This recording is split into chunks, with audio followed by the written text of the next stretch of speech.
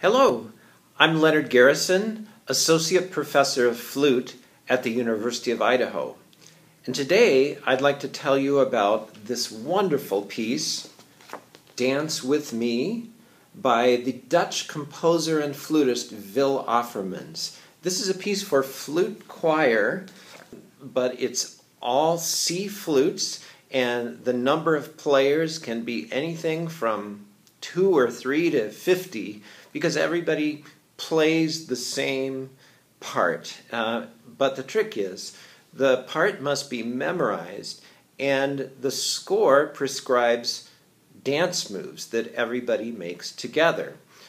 I first encountered this piece at Wil Offermans' summer workshop in southern Spain in August of 2012.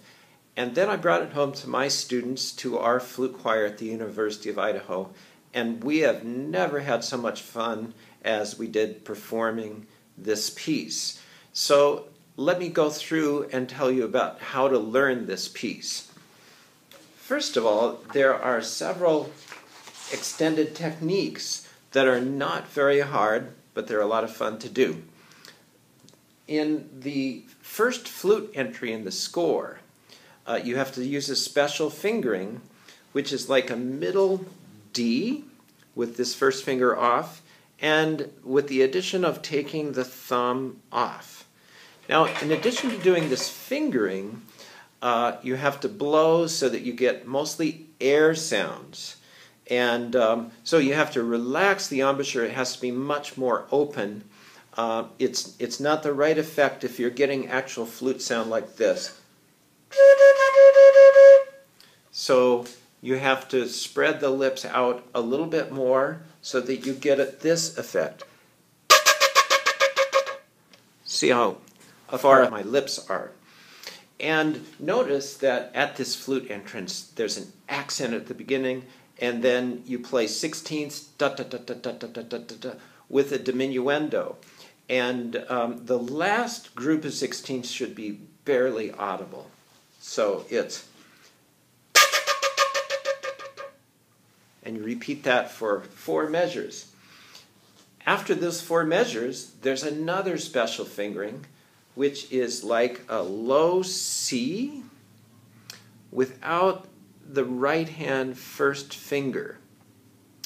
And we do this the same way. We relax and open our embouchure, so we're not getting flute sound, but we're getting kind of an air sound. And same effect, we start with an accent in every measure, make a very steep diminuendo so the last 16ths are barely heard.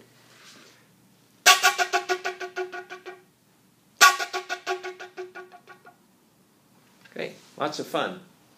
After 4 measures of this, then we play a prelude to the actual theme that will emerge later on. And so this is just 3 notes of this theme, C, A flat, G. But again, we're not going to use real flute sound using the same techniques of spreading the lips.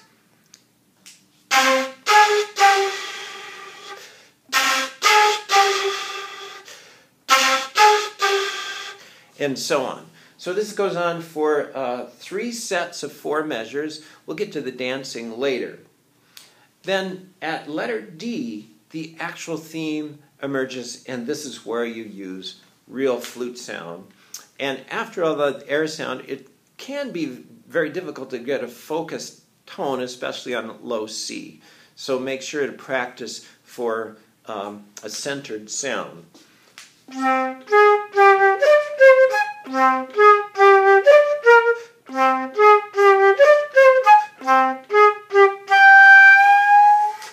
Now that last note has a really fun effect. It's a upwards glissando, and we do that with the left hand third finger.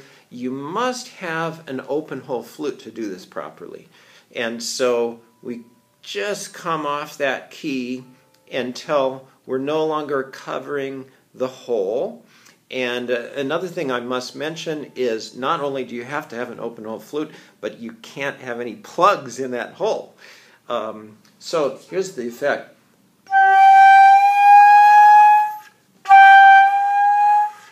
Lots of fun to do. You should practice that just on its own before you put it with the piece.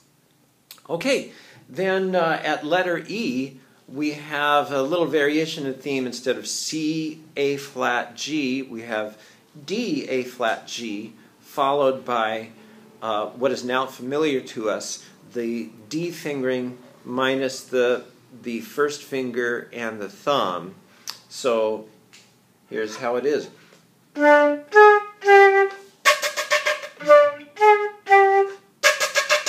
So you have to have the ability to go back and forth between a focused embouchure and an unfocused embouchure so you can get the air sound at the end of each measure.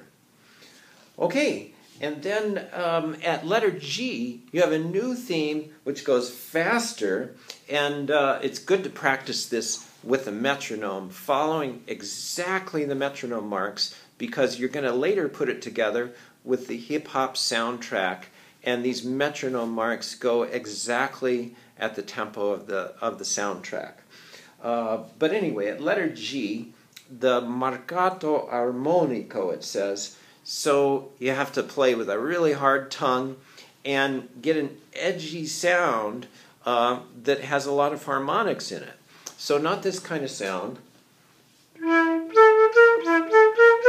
but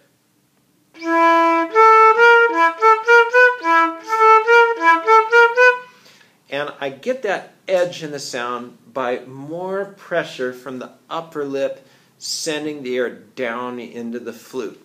So you might try varying your tone color from nice and open and easy sound, that's a low E, to this. And it's okay if some of the harmonics pop into your sound.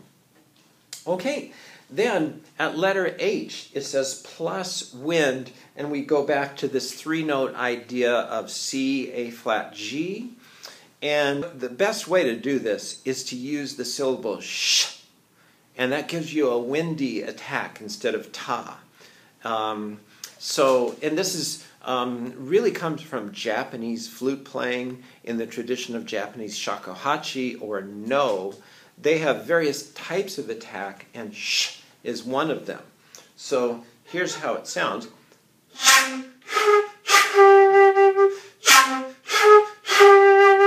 Notice that when the tone comes in after the attack, you have an actual flute sound. Okay? Then you go back to the theme which you've had previously, and there's a lot of repetition in this next part of the piece. Now you deal with 4 different fingerings. 2 of them we've already had. So this first one is the D without the first finger and the thumb. Remember to keep the lips open. The second one is like a low C without the first finger, right hand. And the same thing we've always done is accent the first note, make a steep diminuendo. The third finger is merely a high E flat, okay? But be careful again not to get any flute sound, but spread your lips and okay? It's a really cool sound. It doesn't really sound like that high E flat. And then the fourth one is merely a high F. Same thing, we get this kind of sound. Okay, then there's a new theme which is marked cantabile. So this is, I love to play this. This is such a beautiful melody.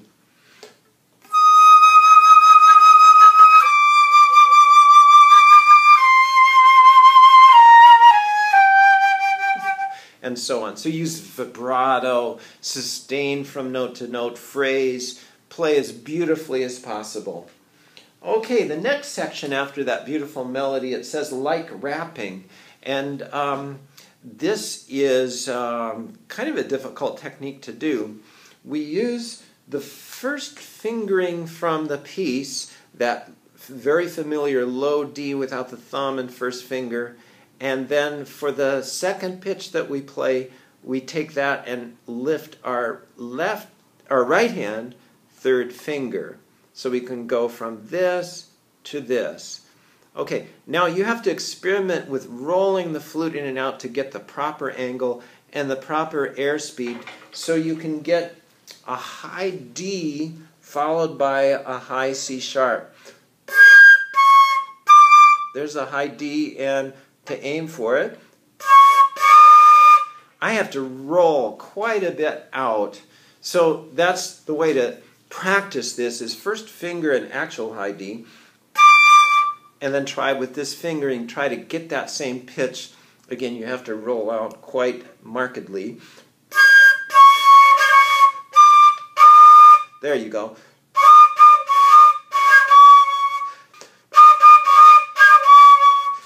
And so you play in that rhythm, da-da-da-da-da, da-da-da-da-da. Meanwhile, there's a lot of neat dancing going on. Okay, so that's really all of the techniques embodied in the piece. Now, let me talk about memorizing the piece. You have to understand how it's put together and the structure of the piece. And as you memorize it, try to see the music in your mind's eye so that you're actually reading the music in your mind. Starting the first page, just realize how many measures of each thing you do. You do 4 measures of this, and then you do 4 measures, and then you do 4 measures of this theme times 3. So there are 12 measures of this, but of course there are different dance moves to make. So that's just an example of understanding the structure of the piece, understanding when themes come back, how they're related to each other. That will help you memorize the piece. So next we go to the dancing, and once you've learned the notes of the piece, you have to coordinate the dancing with this. And this is all indicated in the score of the piece. So for instance, at the beginning, you see that there is an L with an arrow pointing to the left. So that means you take 1 step to your left. So in the beginning of the piece, you start with your feet together, and then you step to the left as you play. The next thing you see after 4 measures is an L with an arrow in the opposite direction. So you've had your feet spread apart because you stepped to the left with your left foot. Now you just take your left foot and step back so that your feet are together. And that's another intricacy of this marking, is if you have a letter in bold, that means the feet come back together. Okay? And then notice later on it says R, and it's pointing to your right. So you take a step to your right as you play, and you stay that way for 4 measures. And then you take your right foot, come back together, and notice it's written in bold. So that means feet together. I think pretty much that explains how the dancing works. There's an instructional video on the dancing on Wil Offermans' YouTube channel, which is called Windy Sounds. So you can do a search, find Windy Sounds, and look at the instructions for dancing. Furthermore, there are many great videos on his YouTube channel of actual performances. There's a great one from the British Flute Society. There's a great one from Japan with Mount Fuji in the background. So go ahead and study all these materials and enjoy playing Dance with Me.